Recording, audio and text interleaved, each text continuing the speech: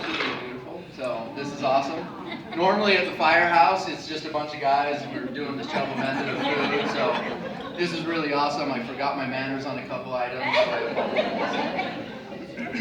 So you guys, we're here just to talk about a couple different things. I have one person ask me, and there was a couple questions out there about what they call the ambulance subscription, as well as Mercier having that type of subscription.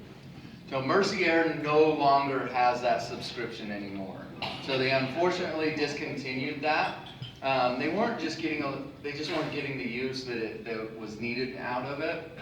And in the end, how many people flew, it wasn't the benefit. And so they just kind of discontinued that.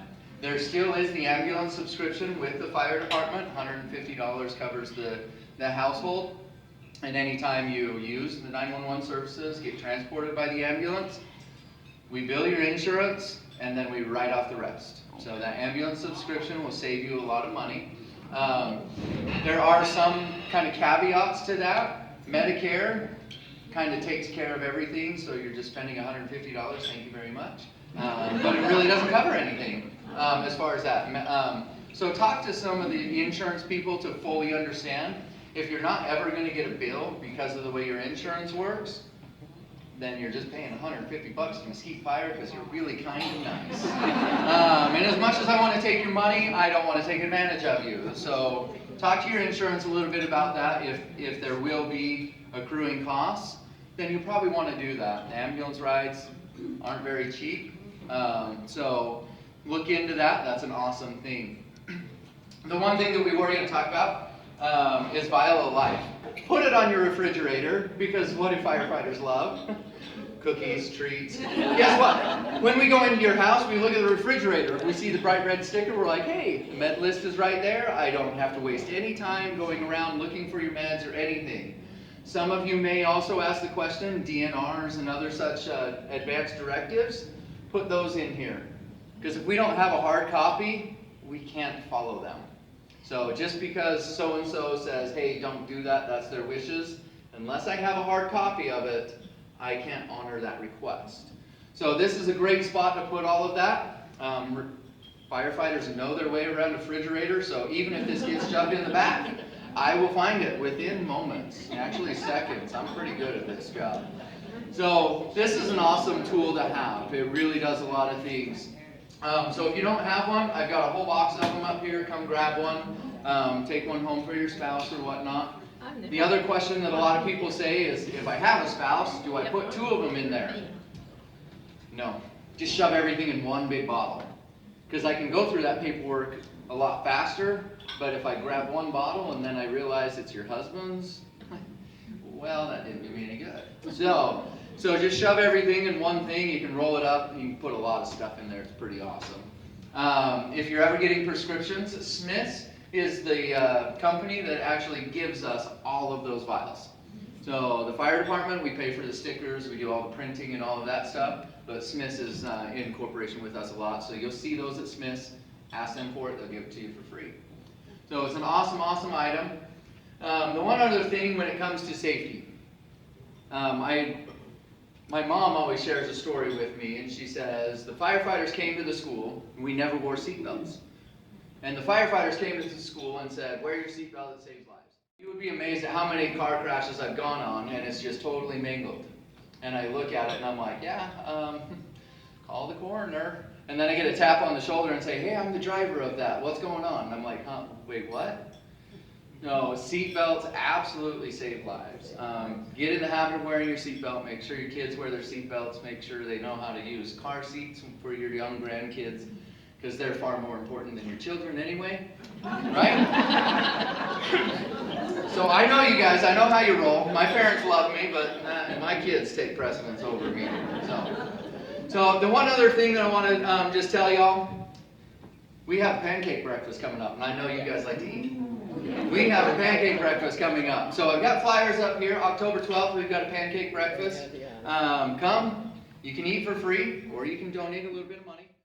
The donations help our Explorer posts. This year, we have 22 kids, 16 to 18, male and female, in our Explorer post. This is awesome. This year, we're running a fire academy. We're going to have 5 of our explorers in our academy that will then be reserves for us. So we're really excited about this program. I've been running this program in Mesquite for about 5 years now, and we are starting to see the benefits of having these kids come from the Explorer program to an academy to working with us. So we're really excited about it. So if you want more food, come October 12th.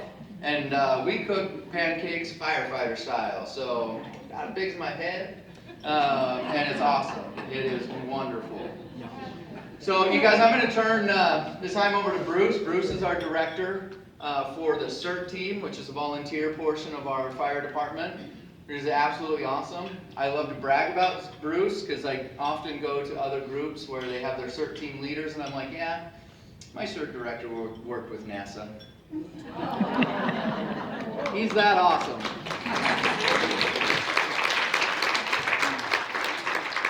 Thank you so much. I just want to echo that saying what a privilege it was being here with you ladies today. I know a couple of you already.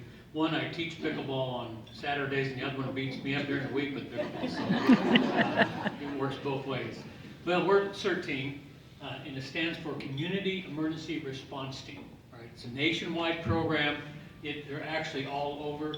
One thing that all of us do, which is the same, is that we train people to be safe in their households and then to respond to disasters. For example, I try to train as many people in my neighborhood how to be self-reliant in the case of a disaster.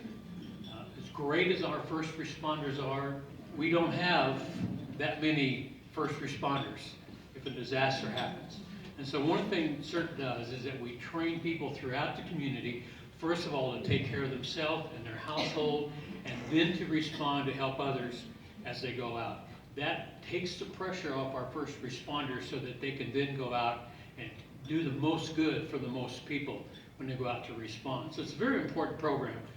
What's different here in Mesquite, we have the great privilege of being associated with the fire department in a relationship unlike like I've ever been. When I was with NASA, I served on the CERT team, emergency response team.